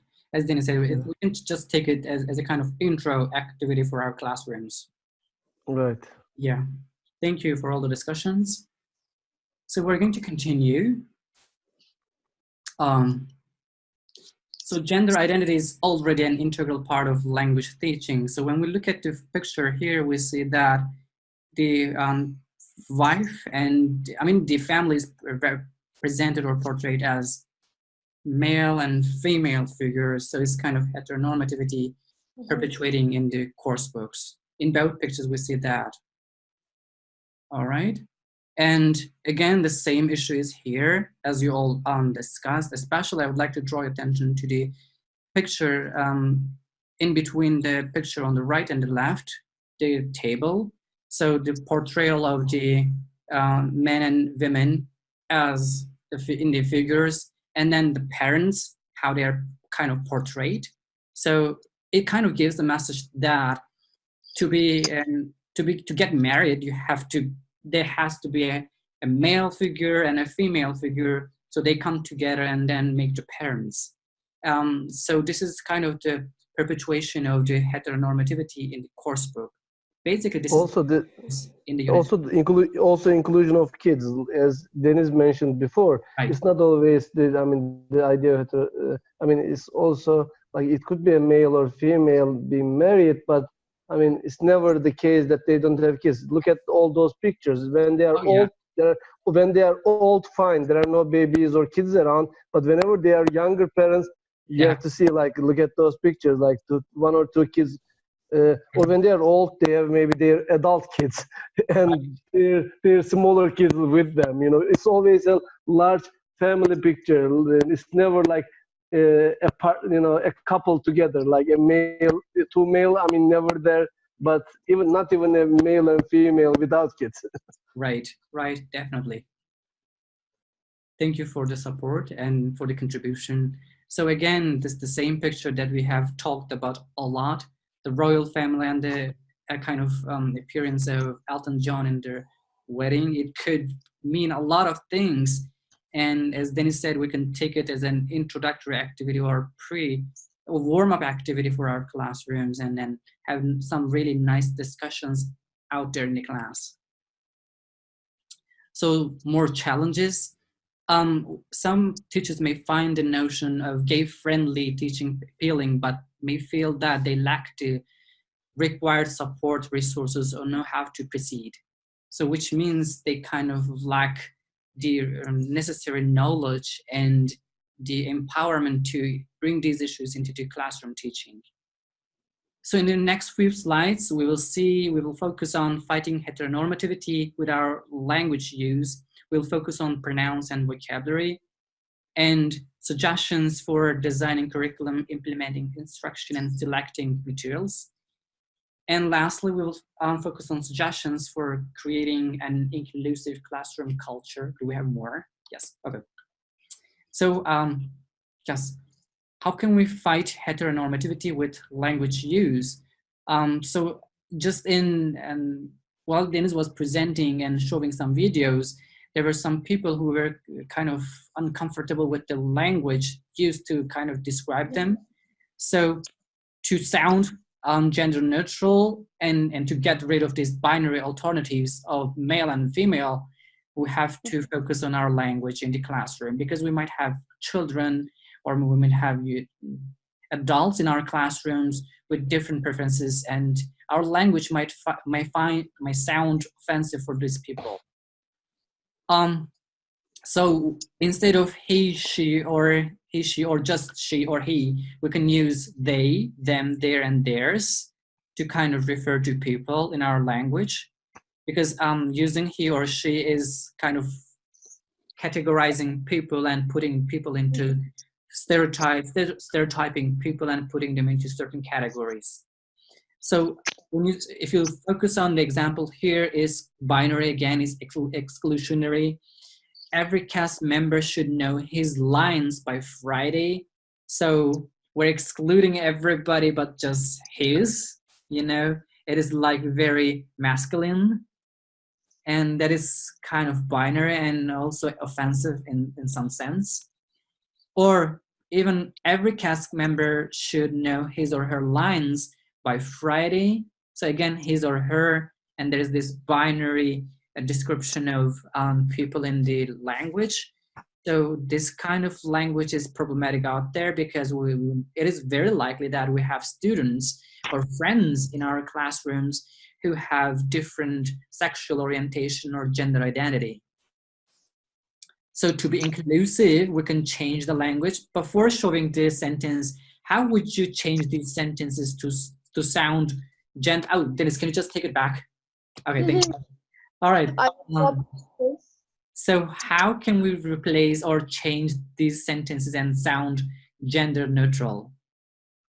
Their lines. Yeah, we can say their. Yes, all right. So Dennis, do you mind? So each cast member should know their lines by Friday. Instead of this his or her binary alternatives, we can just replace these words and use their instead. More to sound more inclusive. So to see the example, Alex needs to learn their lines by Friday. I know when you go with such a sentence in your classroom, the teacher will say, well, this is not correct. So Alex is a he. So this said, I mean, it instead of there, it should be his. But at least, well, as teachers, as prospective teachers, we should be aware that this is a problematic language if we consider gender or LGBTQ issues in our classrooms. Actually, I think in the very near future, this is not going to be considered ungrammatical. So when we write our papers, we follow APA guidelines, and APA stands for American Psychological Association, right? So APA released its 7th edition. 7th edition.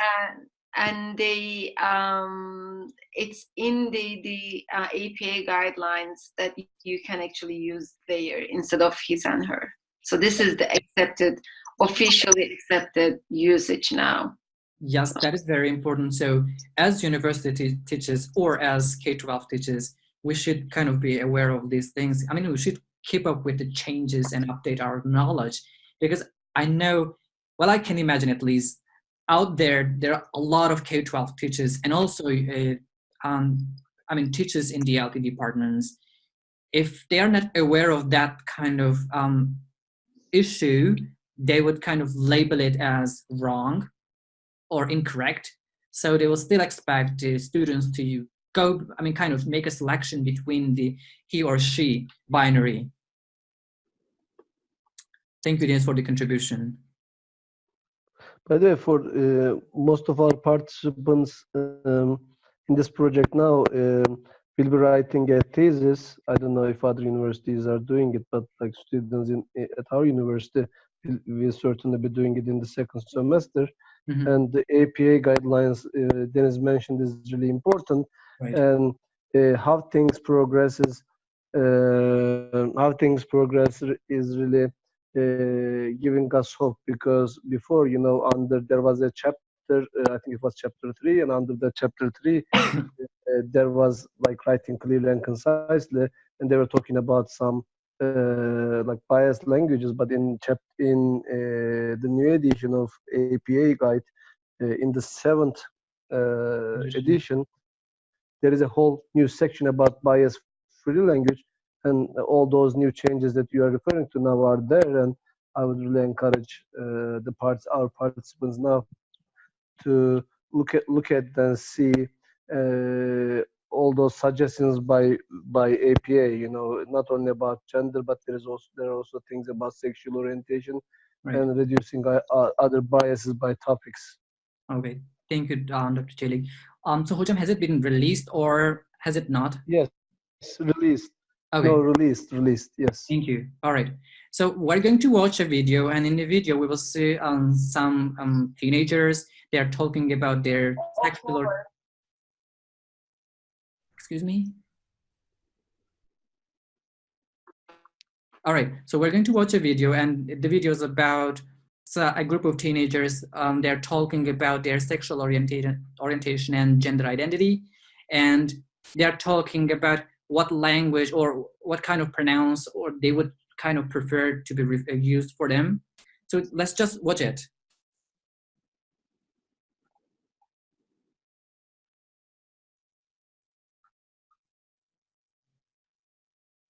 Dennis, we cannot hear it.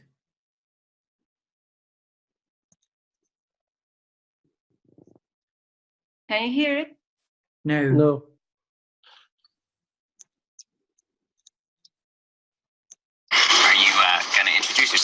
Now we do. No, we can. I'm Bethany. I'm a triracial cisgendered girl fag. I identify as pansexual and my pronoun is she. Okay. Hi, Emerson. Gender fluid, heteroromantic, demisexual mutt, and redhead. My pronoun is Z. Hey, I'm Rabbit, genderqueer, tax attorney. I identify as Jennifer Aniston. Just kidding. Vegan girl. DX. Chinese, Mexican, agender, intersex, AFAB. My pronoun is they. Okay.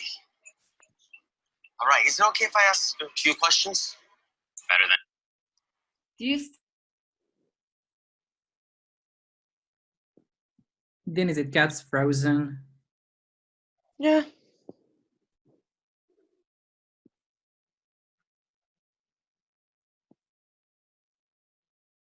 Dennis, can you hear us? Frozen. Yeah. So I'm just going to share my screen. Just I guess she's kind of totally caught.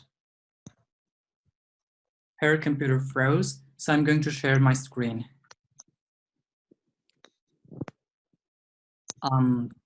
Just a minute.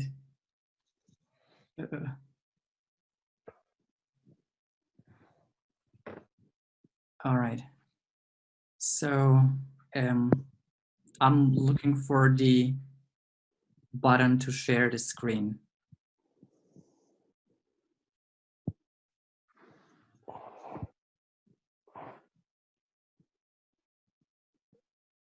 Can anyone see the button share the screen? Because I cannot. Oh, I have seen it. Okay.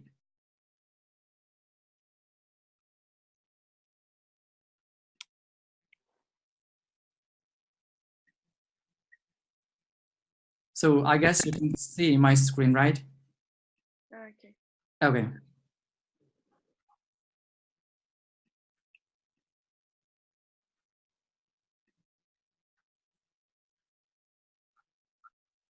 My apologies.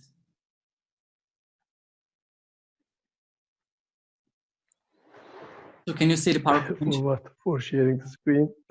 Nah. By the way, can you see the PowerPoint? Yeah. Okay. So we watched the video, and in the video there were a number of kind of teenagers, and they were talking about their gender preferences, and we're going to watch it again because it was frozen. Can you see? That's a lot of people. Yeah. Can you see this screen? I mean the video. Yes. And can you hear the sound? It cuts off, but I think That's a lot of people. Yeah. Don't worry, get them too much. Excuse me? Servet hocam, can you hear it? Yeah, but it's cutting off from time to time, and it's again frozen. Yeah, it gets frozen. Hello. This is Ian. Ian, this is my crew from the LGBTQIA Center. Hey. Hey. Are you going to introduce yourselves, or do I have to do it for you? I'm Bethany. I'm a triracial cisgendered girl fag. I identify as pansexual and my pronoun is she. Okay. Hi, Emerson. Gender fluid, heteroromantic, demisexual mutt, and redhead. My pronoun is Z. Hey, I'm Rabbit, genderqueer, tax attorney. I identify as Jennifer Aniston. Just kidding. Vegan girl. DX. Chinese, Mexican, agender, intersex, AFAB. My pronoun is they. Okay. All right. Is it okay if I ask a few questions? Better than to assume you know the answers. What is intersex? When a person is born with what is typically perceived as both male and female sex organs. What, AFAB? Assigned female at birth. When your parents decide your gender without considering how you may identify in the future. Okay, and what's the whole pronoun thing? When we talk about DX, we say ask them if they would like a coffee. But there's only one of him. Her, them. Fuck, I have no idea what I'm doing. So you see that they kind of introduce themselves, and then they explicitly tell that I prefer this pronoun or that pronoun, because something different would most probably make them feel offended because of their sexual orientation and their gender identity. All right? Yeah. Okay. More about language. So instead of saying guys or ladies or gentlemen, we can say folks or everybody, especially when we're writing an email or to our students or to somebody else, a group of people that we know. So because using guys or ladies or gentlemen will be very discriminatory, and then using like such words would kind of help us get rid of. May I say something? Of course. Sometimes in the classroom, I say ladies and gentlemen, and listen, please listen me. Is it wrong? So should I say everyone listen? Yes. Taking the issue from this perspective, that kind of language, like saying ladies and gentlemen, listen to me, will be problematic, because in your classroom, if you have a student who has a different sexual orientation or gender identity, then he or she would feel, but still I'm saying he or she, they would feel kind of offended. Okay. So instead of saying mankind, we can say humankind, to be inclusive and to address everybody else. Instead of saying men or men, we can say people. So here is our turn. So instead of freshmen, what can we say? Because it's like freshmen. What about the other people, like women? Newcomers, can we say? Might be, or first year students. Okay. New right? era. Okay. All right. So what about man-made? What can we say? Human produced. Human produced? Yep. Person made, individual made. Individual made. Handmade. All right. Let's see. Machine made, synthetic, or artificial, and also the alternatives that you suggested. So mother and father, what can we say? Parents. Parents. Son and daughter. Child. Child or kids. Yes, kids. All right. Sister and brother. Relative. What? Sibling. Right. Your internet connection. What is that? Can you see my screen? Yep. Because I saw something with my internet connection. All right. Oh, we always saw it. Okay. Girlfriend or wife and husband, we can say partner, significant other, or spouse. So what about steward or stewardess? Flight attendant. Yes, flight attendant. And salesman or saleswomen?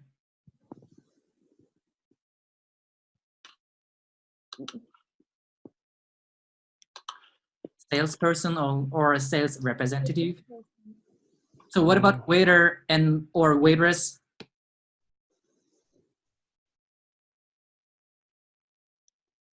Server. Server. Right. So what about fireman? Firefighter. Right, firefighter. All right. So instead of these gender-specific names or nouns, we can use more gender-neutral language to be more sensitive, considering the issue of LGBTQ issue.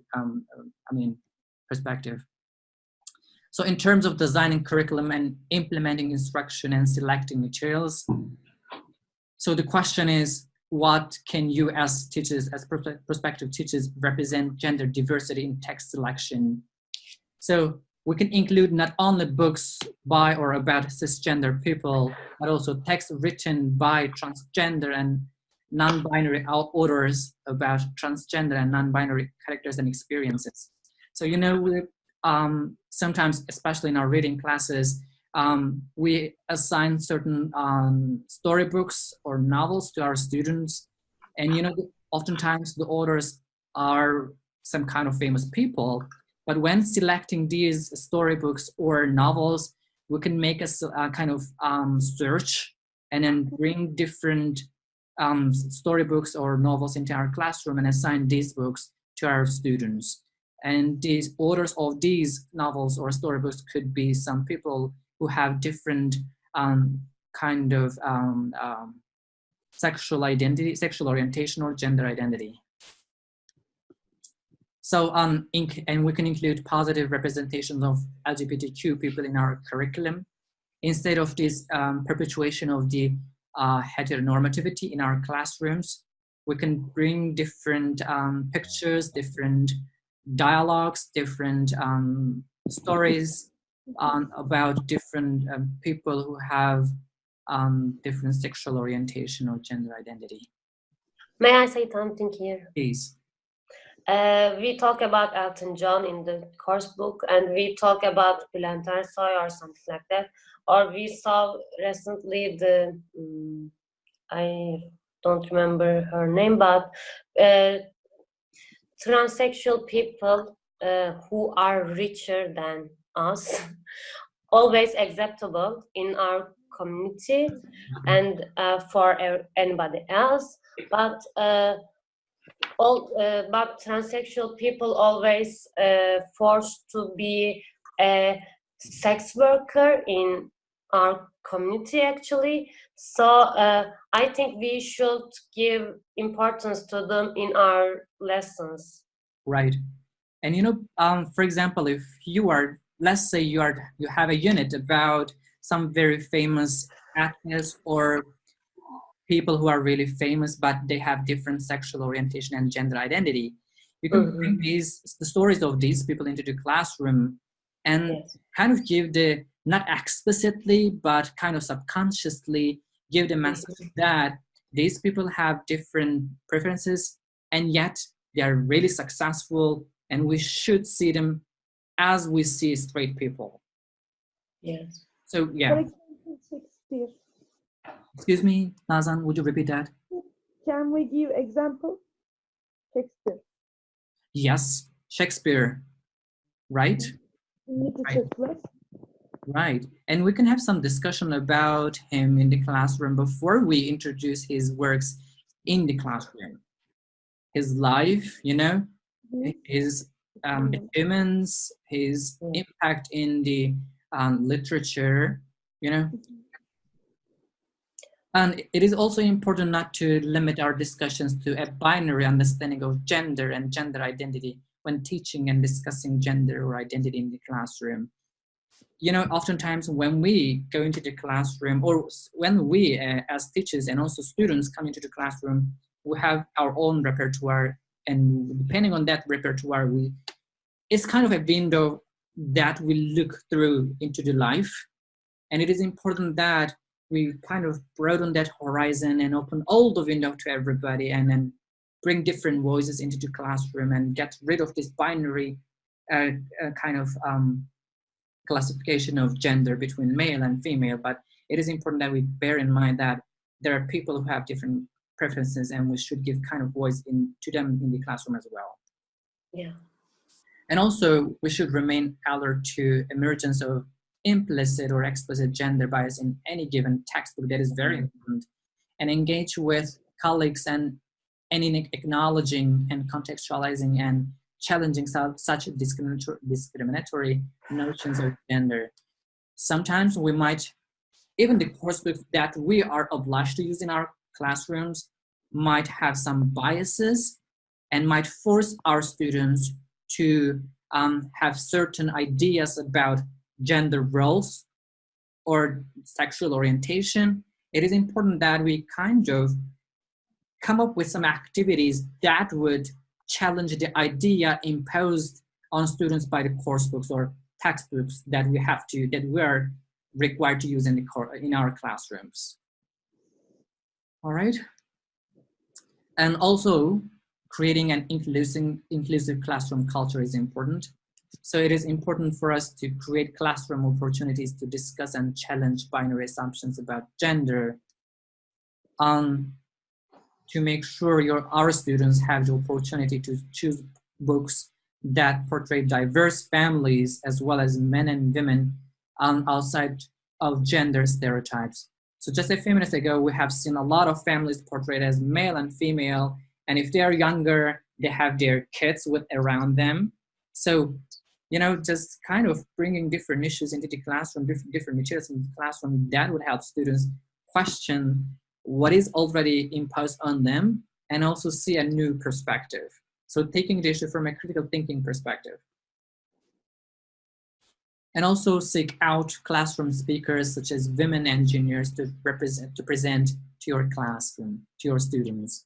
So you might, in one of your classrooms, for example, if you're talking environment and if you think that your knowledge on that topic is kind of limited, it doesn't have to be limited. You can just invite a woman who's an environmental engineer, and that engineer can come to the classroom and give a talk to your students. It doesn't have to be very complicated. It could be something very simple, but it will be very useful and it will be beneficial for students to see a woman as an engineer and giving a talk in the classroom. It's kind of empowering women in the classroom. And also, it is important for us not to design activities that divide the class into boys and girls. Instead, form groups based on some characteristics such as birthday months, or group A, group B. You know, it's like if you say boys and girls, and then you might have somebody, let's say you are teaching at high school, and some of your students might have different orientations in terms of sex. And if you say, yes, Nazan? Sorry. First of all, okay, I should wait. So, okay. And if you say, let's say you say boys will be in that group and girls will be in that group, and we're going to have a debate about blah, blah, blah. And that might sound offensive to some people in the classroom because they do not identify as boy or girl, but it could be quite the opposite. So Nazan, please, just. In audiolingual method, we sometimes make students, for example, read the dialogue. And when we are instructing them, sometimes we said, for example, boys read Alice parts, and girls read, for example, Nazan's parts. Right. Is that suitable or should we change? That is basically problematic out there because, as we said, students might have different orientations in terms of sex or gender identity. So instead of imposing and stereotyping, so boys should read the boys part in the dialogue and girls should do girls part in the dialogue, it would be kind of useful and it would be wise to allow students read these different lines by different genders, you know. So which means a boy could read the lines by the women. I mean the women kind of actor in the or party in the dialogue and the vice versa. So that would kind of help you build kind of this democracy in the classroom, I would say, in terms of LGBTQ issues. But sometimes your students might challenge you, so they might say that, well, I'm a boy and I'm going to read the boys part. Do not force them. Just let them choose it, because at one point we need to appreciate their preferences. Thank you. So, as it says, no pressure on students to change their beliefs and about homosexuality or to voice their own gender identity. That would be problematic. As you said, just the example is very good. So do not force the students, well, I'm going to create awareness in my classroom about LGBT issues. So boys should read girls' part and girls should read boys' part. That would be kind of forcing and imposing students. And that will definitely have some problems. I mean, the teacher is likely to have some problems in the classroom. So just let the students go with it. So basically, we're done with the practical and the theoretical part of the webinar. And here are some useful websites for our students. I mean, for you as well. So just when we're done with the webinar, please, when you're preparing your lesson plans and also block assignment, just visit these websites. And also there's a podcast here. You can watch it as well. You can just listen to it as well. A sample activity here is as well. So LGBTQ related lesson plans, because we are going to prepare lesson plan after this webinar. Just before preparing your lesson plan, go and just browse through the lesson plans to get some ideas. And well, before that they were on Canvas, now they are in the Drive. So forget about Canvas, they are now in Drive, Google Drive. Okay. So our block task is, so in Turkey, so we're going to basically, in our previous project, our participants went out and had some interview with some people who are LGBTQ. And so these are some questions that you might ask during the interview. So like you might have some classmates in the classroom, or you might have some people outside the classroom. So the task is to go and interview with the people who are LGBTQ. And these are just some of the questions. You don't have to just stick to these questions. You can come up with your questions. And it is important that when you post the interview on the blog, please and please, if they are not happy with revealing their identity, so just keep them anonymous so that no information is revealed about their identity, because they might not feel comfortable with that. So any questions about the blog task? No. All right. So here are our references. So basically we're done with it. So any questions or concerns that you would like to share?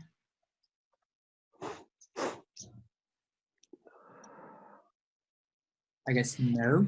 Go ahead, please, Nazan. Is there any limitation on the number of questions? For example, no. You're maximum or okay. No, you're totally free. These are just some of the questions to kind of guide you. So you can have more questions or less questions. As long as you feel happy with the interview, just go with it. Okay.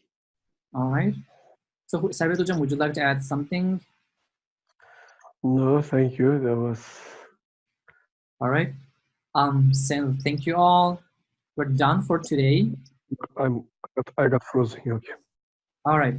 So if we have no questions or comments or concerns, then I guess we can leave the webinar and have a nice sleep, because it's like 12.